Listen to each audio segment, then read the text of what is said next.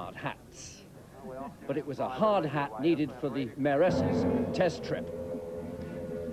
So then to the big race, and a staggered start for extra safety this year, and first man into the lead, the West Country's John Hill in boat number 52. Welshman Jonathan Jones was last year's winner, and then he was next to roar into the lead.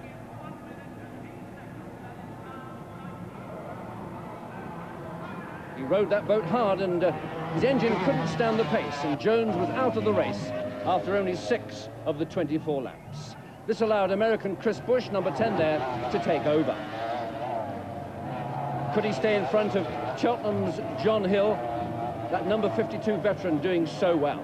Then there was Steve Curtin from London, lying in 3rd position, but having a really rough ride at times.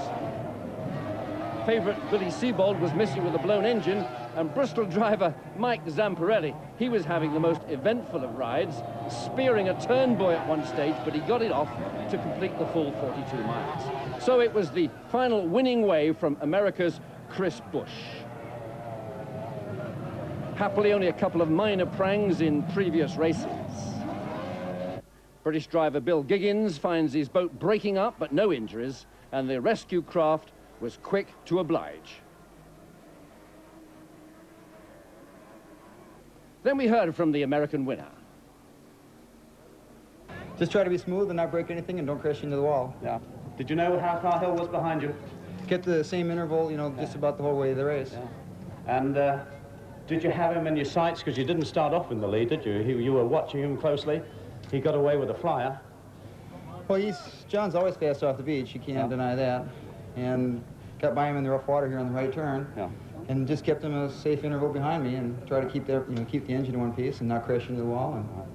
Well done, John. Did you think you could catch him?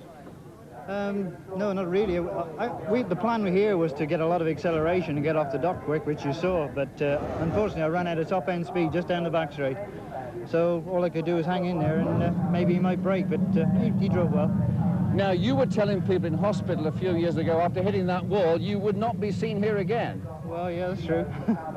I don't like it. I still think it's very dangerous, but I come back every time.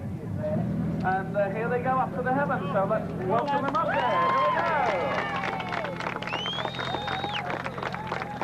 we go. 1 million people watched the 2 days of racing in the city's docks. Details on all the day's sporting news now with David Passmore.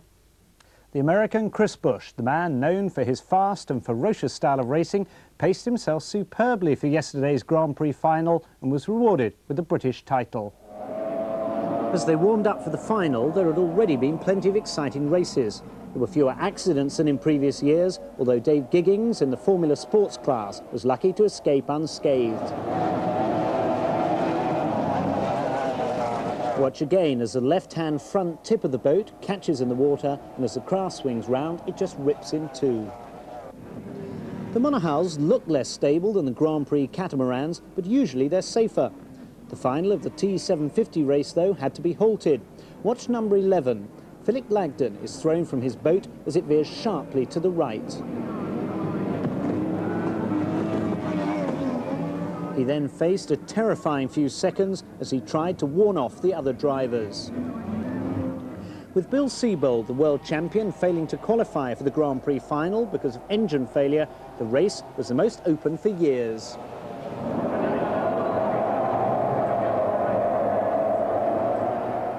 The new staggered start avoided a dangerous crash at the first bend.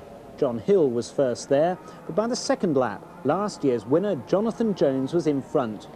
He opened up a substantial lead over Chris Bush in second place and Steve Curtin in third. Jonathan Jones had been having trouble with his engine in the qualifying races on Saturday, and although he was way out in front of the rest of the field, there was always a doubt over whether his engine would last.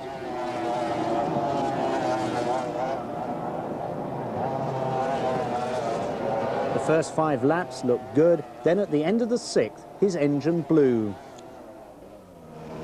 Jones acknowledges his challenge for 1988 is over, and the American from Minneapolis-St. Paul accepts the lead. There were almost problems when Guido Capellini rammed Michael Werner, holding the number 11 boat on the waterline. Werner was forced to retire, Capellini, damaged at the rear of his left side, finished the race but was docked a lap. Despite the efforts of John Hill pressing Bush for the lead all the way, it was Bush who took the checkered flag and the famous Duke of York's trophy.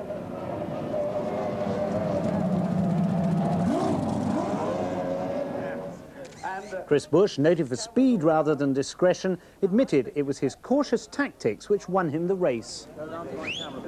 I don't think there's any part of the race where I really pushed 100%, but you know, that's the way the race is. It's a Grand Prix. It's not a sprint race for 3 or 4 laps. Now, John Hill experienced here in Bristol. I mean, he was on your tail. Did you think he was going to catch you?